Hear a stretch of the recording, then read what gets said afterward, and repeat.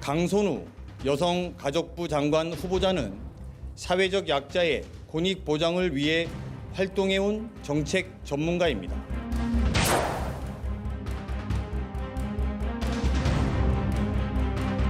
한 사람과 인연을 맺고 그 사람을 길러내는 일이 꽤나 괜찮은 선택이 될 수 있는 대한민국을 만드는데 저의 최선과 진심을 다하겠습니다.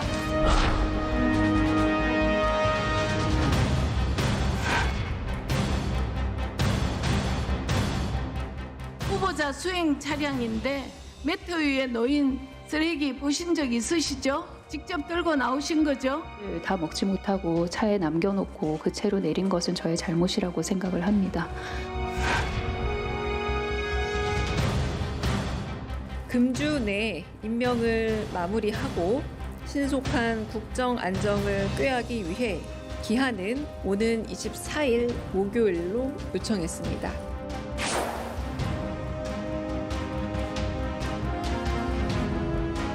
이재명 정권에서 인사 참사가 다시 재발하지 않도록 인사 검증 시스템 이거 반드시 바로잡아야 한다는 점을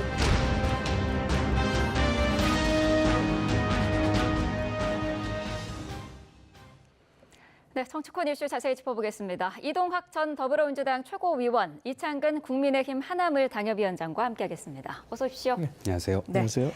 자, 강선우 여가부 장관 후보자 지명 한 달 만에 결국 자진 사퇴를 했습니다.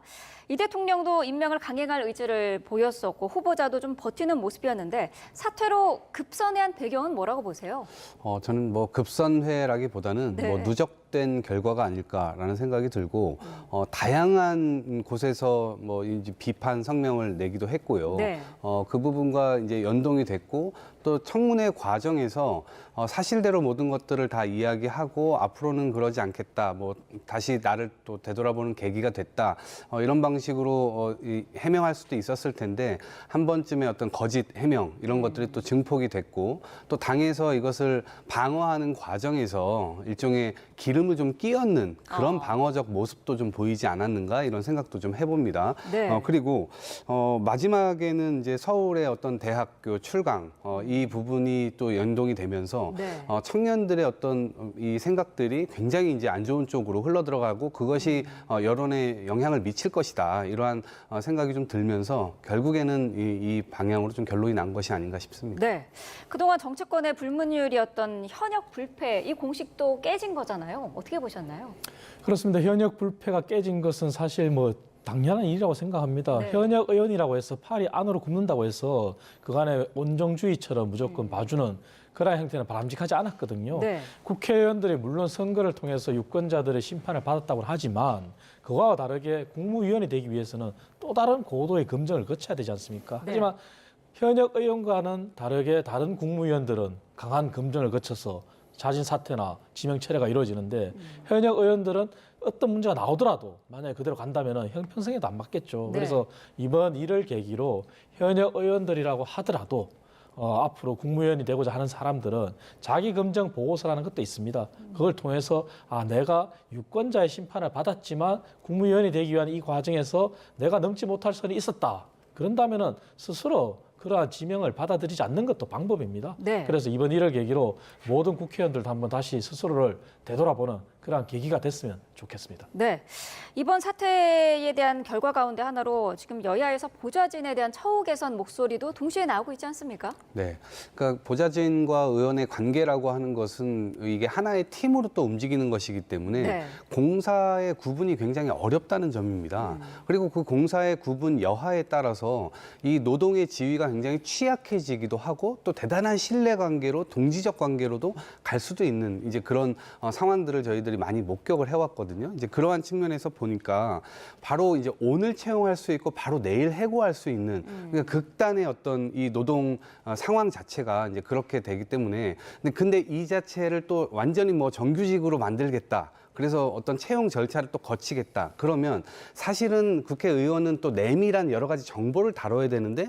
네. 신뢰관계가 형성되지 않으면 또 대단한 또 취약함을 스스로 의원 스스로가 또 가질 수도 있기 때문에 아마 그런 상황이 될 것 같아요. 그런데 공적 업무를 위해서 사적 업무를 맡을 수도 있는 그러한 여러 가지 상황들, 지금 국회에서 일하고 있는 보좌진들은 나는 공사 구분 정확하게 해. 난 사적인 거는 절대 들어주지 않을 거야. 이렇게 생각하는 사람은 없습니다. 대부분 하나의 팀이기 때문에 예컨대 어느 일정을 가다가 국회의원이 핸드폰을 놓고 갔어요. 네. 그러면 다시 돌아와야 되는데 사적인 일이라면, 근데 하나의 팀이기 때문에 의원이 이 공적인 일을 하도록 하고 그 사적인 일을 보완하는 이 보좌관의 이 핸드폰을 갖다 줄 수도 있는 영역이라고 볼 수도 있거든요. 근데 그런 차원에서 보면 그것도 하나의 공적인 일인 것인데 이것을 구분하기 시작하면 아마도 굉장히 일이 어렵게 돌아갈 여지가 있기 때문에 저는 네. 이 부분에 대해서는 확실하게 의원 스스로 좀 조심하고 그 신뢰관계를 좀 쌓아가는 그런 관계로 좀 모색돼야 되지 않을까 이렇게 생각을 합니다. 네.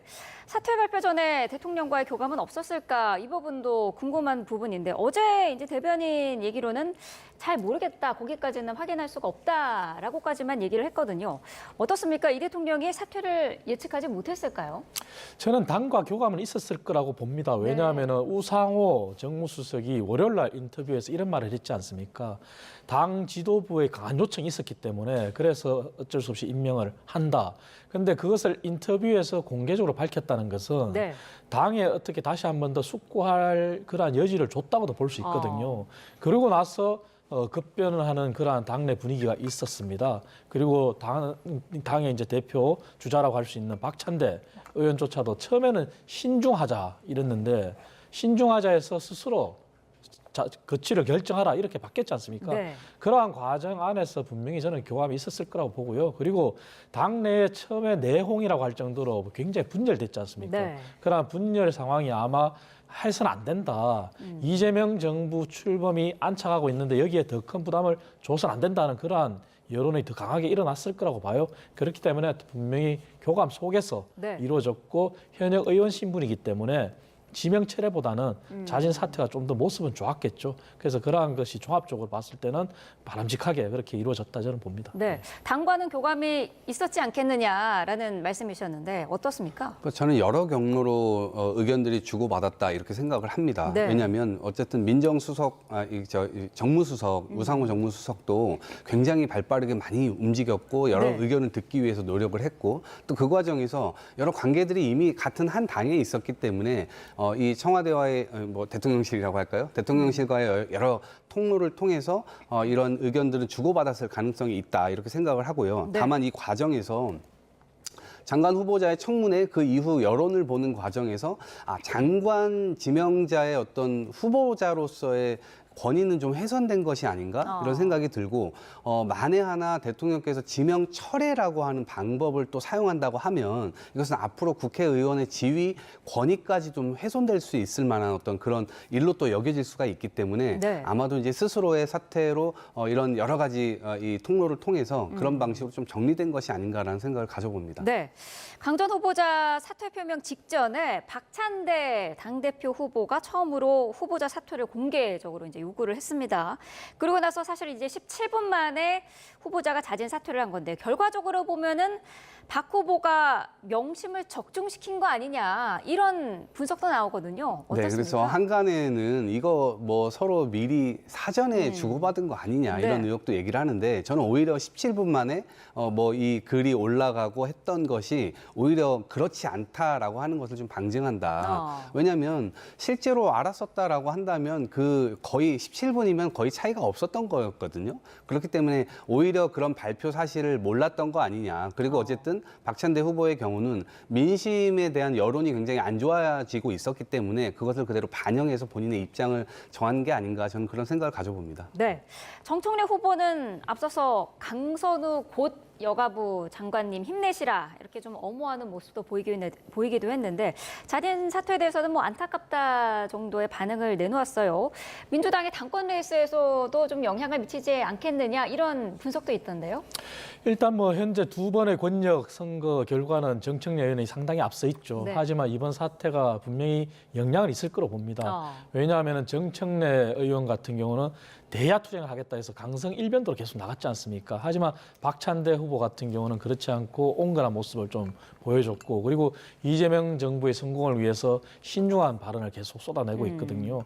그래서 이번 결과를 봤을 때 정청래 의원은 여전히 네. 이재명 대통령은 이재명 대통령이고 본인은 본인이다 이런 모습으로 강한 메시지를 계속 내고 있기 때문에 아마 영향은 분명히 있을 겁니다. 그래서 강선우 후보의 사태가 앞으로 남은 민주당의 원샷 나머지 경선에 어떤 영향을 미칠지는 지켜봐야 되겠지만 네. 저는 분명히 영향은 있다. 그리고 이번 일을 계기로 민주당이 이재명 정부의 성공을 위해서 그리고 이재명 대통령의 성공을 위해서 어떻게 하는 게 바람직하냐 이런 부분들이 아마 권리당원 내에서도 아마 그런 분위기가 조성되고 있을 걸로 저는 그렇게 예측해 봅니다. 네. 어떻습니까? 강선우 후폭풍이 민주당 당권 레이스에 영향을 줄까요?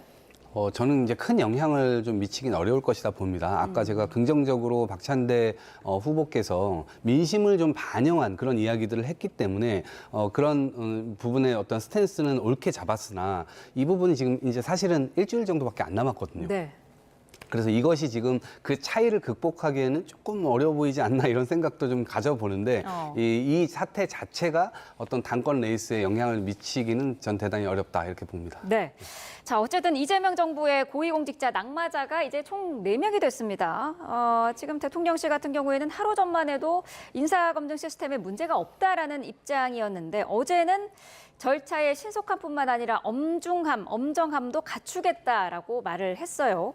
인선의 난이도가 아무래도 좀 올라가지 않겠습니까? 네, 이렇게 낙마를 거듭하다 보면 당연히 이제 국민의 눈높이도 계속 올라갈 것이고요. 네. 그 후보자를 찾아야 되는 그런 대통령실 입장에서도 적정한 후보자를 찾기 위한 노력이 계속될 겁니다. 그리고 무엇보다도 윤석열 정부는 논외로 한다 하더라도 그 이전 정부, 문재인 정부로 가게 되면 보통 후보들을 좀 물색하고 그 검증을 하는데 보통 2달이 걸렸어요. 그러니까 네. 부동산 자료라든가 경찰 자료, 뭐 사법부 자료 여러 가지 이 기본 자료를 걷는 그 시간과 함께 세평 수집 이런 것들까지 했거든요. 그래서 네. 기본 자료에 나와 있지 않은 여러 가지 사람들의 어떤 시선이 있을 수 있기 때문에 그러한 평가지를 다 받아서 만에 하나 놓치는 경우가 있을 만한 정보들 이런 것까지 수집을 했었던 거였거든요. 네.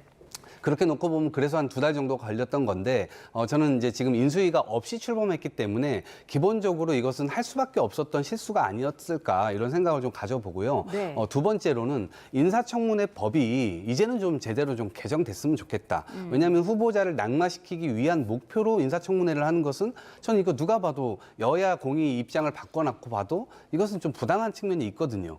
그렇기 때문에 후보자를 검증한다는 걸 토대로 해서 국민들을 위해서 제대로 일할 사람이냐 아니냐 이걸 이제 검증해야 되는데 낙마를 목표로 이런 검증 과정 자체를 활용한다는 것은 대단히 좀 잘못된 것일 뿐만 아니라 그래서 차제에 공과 사를 구분하거나 아니면 정책 역량과 도덕성 검증 이런 것들을 좀 따로 분리해가지고 실제로 여야에서 많이 나왔던 얘기이기 때문에 이제는 이것을 이 합의 처리를 해서 네. 실제로 인사청문회를 제대로 이 정상적으로 좀 굴릴 수 있도록 이 국회가 좀 머리를 맞대야 되지 않을까 이렇게 생각을 해봅니다. 네.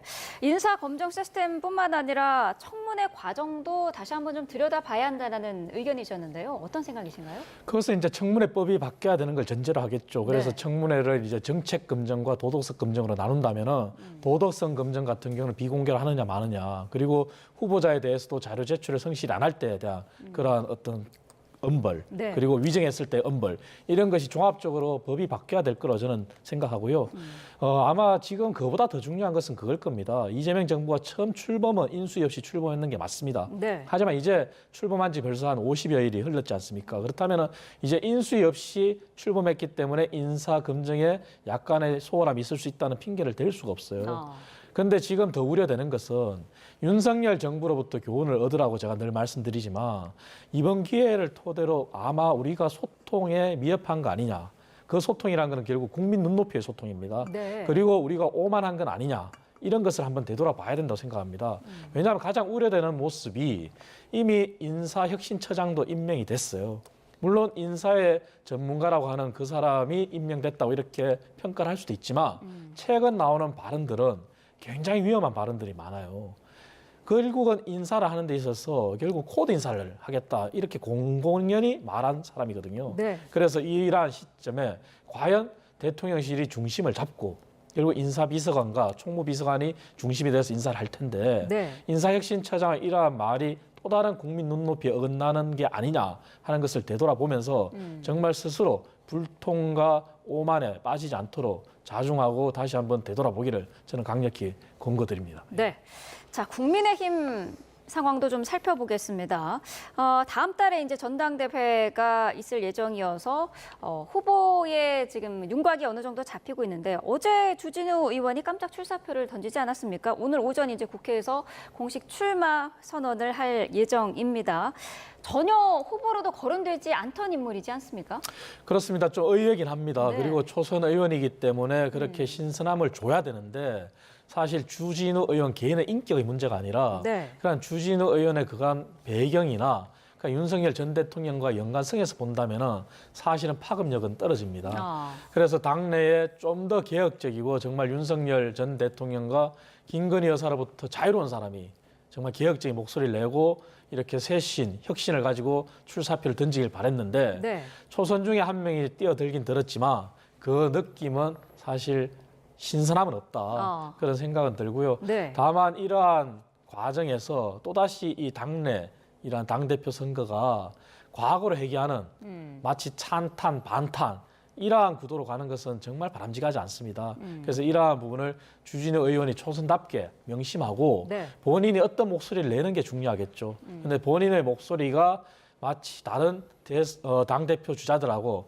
흡사한 그러한 국민 시선과 동떨어진 목소리를 낸다면은 정말 초선 의원으로서 실망을 더 하겠죠. 그래서 본인이 이렇게 뛰어든 이상 그 메시지에 주목할 수밖에 없고 이러한 부분을 본인이 알고 정말 개혁적인 목소리를 내주기를 저는 바라고 있습니다. 네, 민주당에서는 특검 수사를 염두에 둔 도피성 출마다 이런 시각으로 보는 것 같던데요. 네, 우선 국민의힘은 지금 검사 출신 정치인들을 좀 멀리해야 되지 않을까라는 생각이 들고 일단 국민적인 공분이 굉장히 센 상황입니다. 더더군다나 주진우 의원 같은 경우는 법률비서관 출신 아닙니까? 거의 네. 윤석열 전 대통령의 아들 비슷한 그런 이미지를 갖고 있는 상황인데 여기서 도대체 왜 뜬금없이 당대표 후보로 나오냐. 근데 이제 지난번 최혜병 관련된 외압이 진행될 때 당시에 법률비서관으로 일을 했고 그 우리가 이제 800에 7070이라고 하는 전화번호를 과연 누가 전화를 했었을까? 근데 이미 최근에 44초 통화했다는 것이 이제 드러나 버렸죠. 네. 그렇기 때문에 앞으로 특검의 조사 대상으로 지금 올라가 있는 상태인데 특검이 출범한 지 얼마 되지도 않았지만 이것이 길게 또 수사할 수 있는 것들도 아니거든요. 시한이 정해져 있기 때문에 그 안에 조사를 해야 되는데 이분이 지금 출마를 선언함으로 인해서 마치 본인의 어떤 조사가 정치적인 뭐 탄압을 받는 것이냐, 프레임을 좀 짜려고 하는 거 아니냐. 그렇기 때문에 출마 자체가 방탄 아니냐 이런 이제 생각을 저희 이 여당 입장에서는 가질 수밖에 없는 상황인데 네. 아마 그렇다 하더라도 이 전당대회가 끝나는 과정, 이 과정에서 본인의 어떤 조사나 이런 것들은 반드시 이루어져야 된다. 저는 이런 생각을 가지고 있기 때문에 네. 아마 그 방탄이 성공하진 않을 거다 이렇게 봅니다. 네. 장동혁 의원도 공식 출마 선언을 했습니다. 윤 어게인을 전면에 내세우는 그런 모습이었는데 사실 이 장동혁 의원은 대표적인 친한계였잖아요. 네. 그렇습니다. 지난 전당대회 때는 한동훈 전 대표와 러닝메이트로 이렇게 출마를 했었죠. 네. 그리고 나서 다시 변신을 했는데 참 의아합니다. 그리고 본인이 윤 어게인을 외쳐서 지금 국민의힘에 도움이 될 게 뭐가 있겠습니까? 이것은 정말 본인의 정치적인 그런 입지 때문에 하는 건지 모르겠습니다만 우리 당이 처한 현실을 봐야죠. 왜 우리 당이 국민들로부터 또 특히 중도층인 국민들로부터 외면받고 있는지. 물론 윤석열 전 대통령의 비상계엄이 잘못됐다고 본인도 주장을 합니다. 하지만 그 잘못됐다고 주장하려면 당이 왜 잘못됐고 왜 반성해야 되는지도 알아야 되잖아요. 네. 그런데 그런 반성과 그런 쇄신의 목소리는 없이 다시 윤 어게인을 외친단 말이에요. 그렇다면 과연 누가 동의를 할 수 있겠습니까? 이것은 다시 당을 정말 수렁으로 몰고 가는 그런 언사일 수밖에 없거든요. 그래서 장동혁 의원이 정말 국민의힘을 알고 사랑한다면 이런 네. 목소리는 자제해야 됩니다. 그리고 장동혁 의원은 아마 2004년 과거에 박근혜 전 당시 비대위원장의 천막 당사 정신을 모를 거예요. 그때 당에 없었던 인물이거든요. 네. 그렇다면 지금 출마에 있어서 본인이 이런 목소리를 내기 전에 2004년도 국민의힘 전신인 과거 천막 당사 그것을 먼저 좀 배우기를 저는 간곡히 권유드리고 싶습니다. 네, 당내 친윤계 표심을 좀 겨냥하고 있으면서 어제는 탄핵 찬성 입장을 밝혔던 한동훈 전 대표를 겨냥한 듯한 언급들도 했었습니다. 어떻게 들으셨나요? 그러니까 지금 한동훈 탓, 민주당 탓, 이재명 탓 이거 가지고 지금 전당대회 하겠다고 하는 거거든요. 그러니까 결국에는 계엄을 지금 옹호하고 있고, 그리고 저분은 지금 체포할 때 그 과정에서 관저 앞에 가가지고 그걸 막았던 사람입니다. 본인 판사 출신이에요.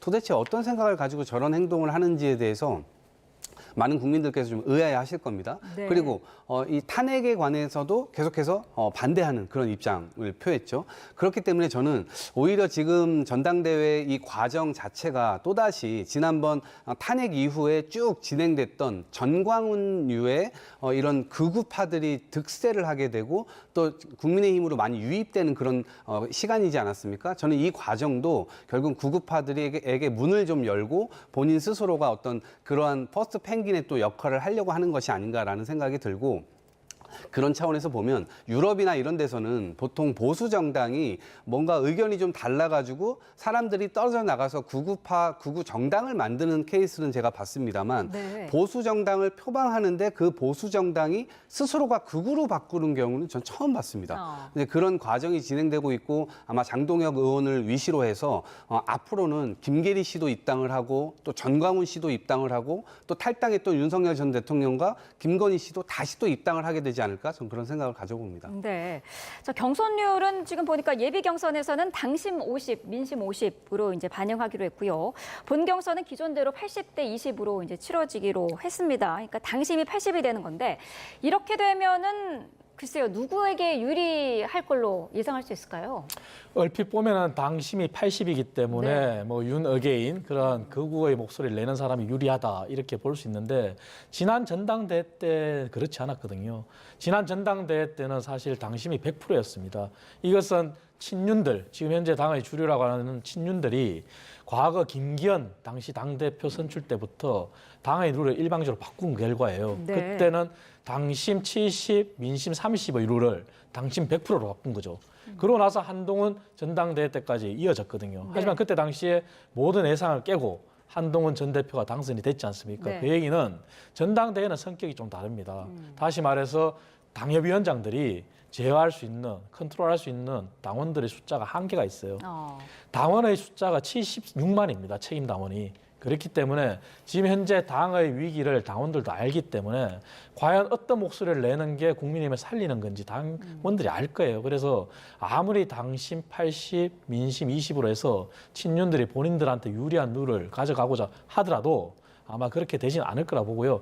가장 사실 바람직한 것은 지금이라도 혁신위가 주장하는 것처럼 민심 100%가 맞죠. 하지만 민심 100%를 수용하지 않겠다는 게 주류들의 친윤들의 뜻이지 않습니까? 그래서 이러한 부분들도 가짜 혁신을 하고 있구나 하는 것을 아마 저는 정확히 국민들이나 당원들이 알 거라고 봅니다. 네. 그래서 당원들의 선택은 현명한 선택이 이어지지 않겠나 그렇게 기대를 해봅니다. 네.